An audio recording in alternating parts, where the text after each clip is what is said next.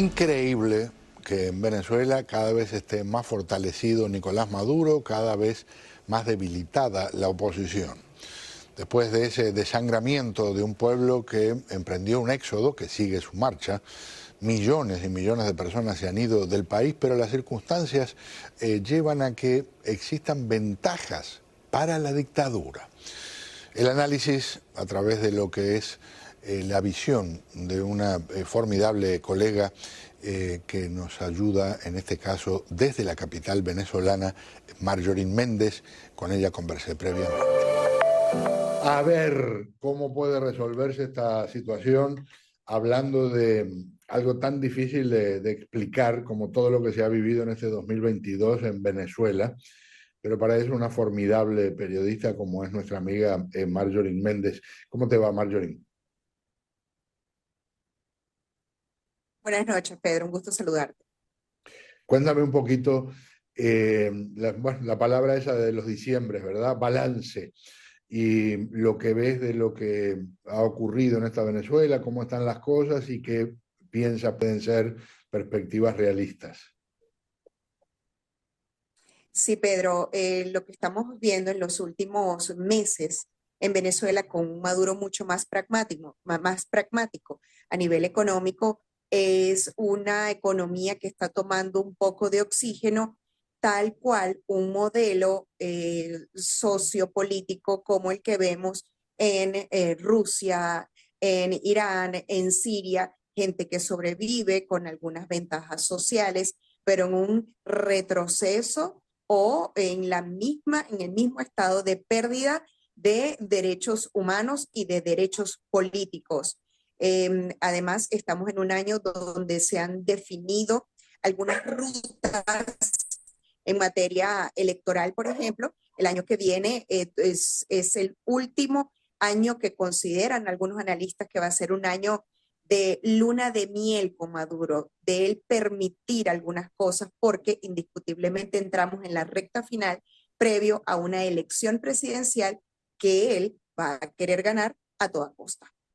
Bueno, y bueno, elección es una forma de decirle, por supuesto, ¿no? Porque sospecho que quien se presente contra él, la maquinaria de lo que es el sistema, de lo que es la dictadura, ya va a establecer un resultado con mucho tiempo de antelación. Tal vez la duda es qué porcentaje van a decir públicamente. Ahora, cuando me dices esto, ¿piensas que entonces con Maduro teóricamente electo en algo llamado elecciones, se va a poner mucho más dura la situación? Yo creo que vamos a vivir en los últimos, en esos meses y previo a las elecciones o a esos comicios presidenciales, un retroceso increíble a nivel de derechos políticos, porque como te digo,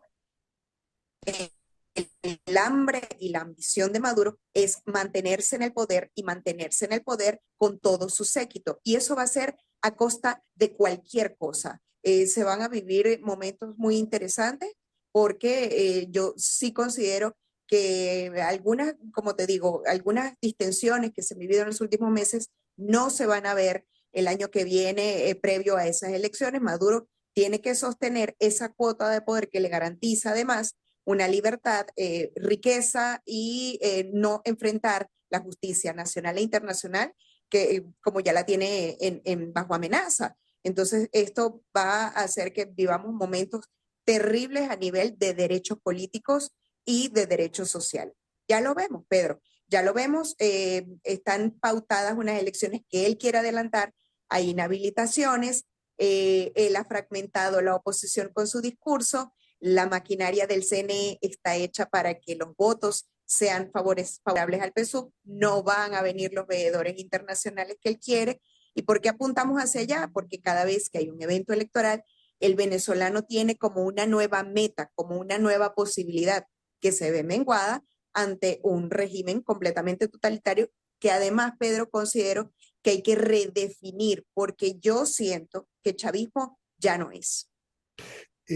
Ayúdame con esto, profundicemos un poco en lo que dijiste recién sobre fragmentó la oposición con su discurso.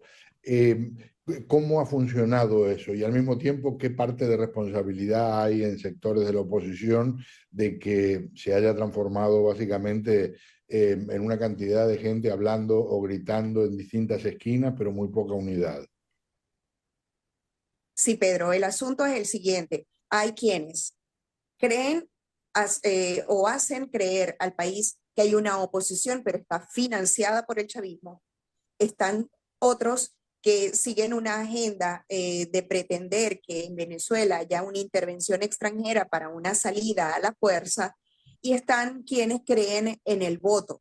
Entonces, estas tres fuerzas quizás son mayoría numérica, pero la minoría efectiva, que es Maduro, toda su gente, la maquinaria, el poder militar y el miedo, se solidifican y se unen ante una posibilidad de ser derrotados políticamente. Y yo se lo preguntaba a un analista que se encarga de estudiar y de hecho de asesorar al madurismo. Y yo le preguntaba, ¿tú crees que en las conversaciones que se están llevando a cabo en México, de allí resulten algunas garantías electorales? Y él me dijo, lo creo todo posible, menos unas elecciones limpias. Y es verdad, Maduro sabe que se juega la cabeza y él va a hacer todo posible para que no sea así. ¿Cómo ve la gente a nivel de calle el aflojamiento del gobierno estadounidense, lo que pasó con el proceso de la petrolera Chevron?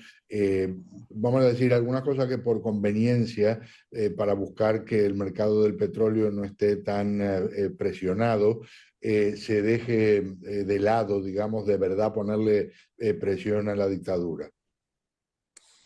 Pedro, voy a ponerte un ejemplo que lo decía en un foro en estos días. Hace 5 años más o menos, en una reunión, conocí a una mujer de Siria y defendía a Bashar al-Assad. Yo no podía creerlo.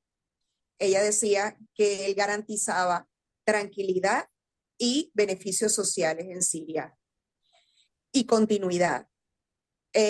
Yo en ese momento no la entendía y la escuché porque, bueno, es mi labor es de periodista y me gusta escuchar esto.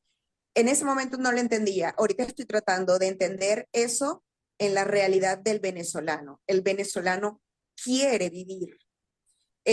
Yo no estoy calificando si esto es bueno o es malo, pero en la medida en que siente que Maduro permite una rutina, permite la libertad económica, permite un negocio pequeño o grande en el país, que la situación se equilibre.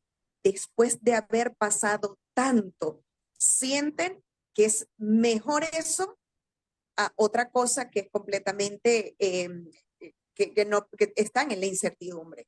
Entonces, yo siento que el país en este momento, Pedro, está queriendo vivir, y que las conversaciones que ha tenido Maduro con Estados Unidos, que le ha permitido algunas licencias, la gente lo traduce inmediatamente con que le permitan que llegue un buque iraní con gasolina. Se acaban las colas de gasolina. Eso le ha permitido a Maduro, incluso que tenía 5% de aceptación hace 3 años, ahorita está en 18.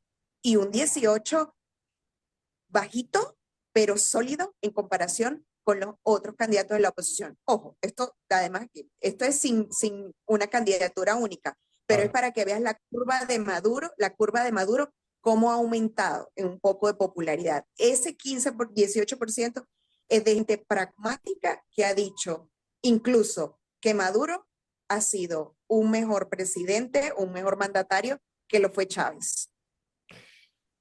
Ah, qué panorama. Marjorie, mil gracias. Te deseo lo mejor Muy de difícil. corazón para ti, para los tuyos, para este 23, que venga con, bueno, con menos cosas malas como mínimo, con unas cuantas cosas buenas, siendo optimistas. Te agradezco a ti, Pedro, siempre por tener una ventana fuera de Venezuela para hablar de nuestro país. Feliz año para ti. Igualmente, muchas, muchas gracias. Cariño.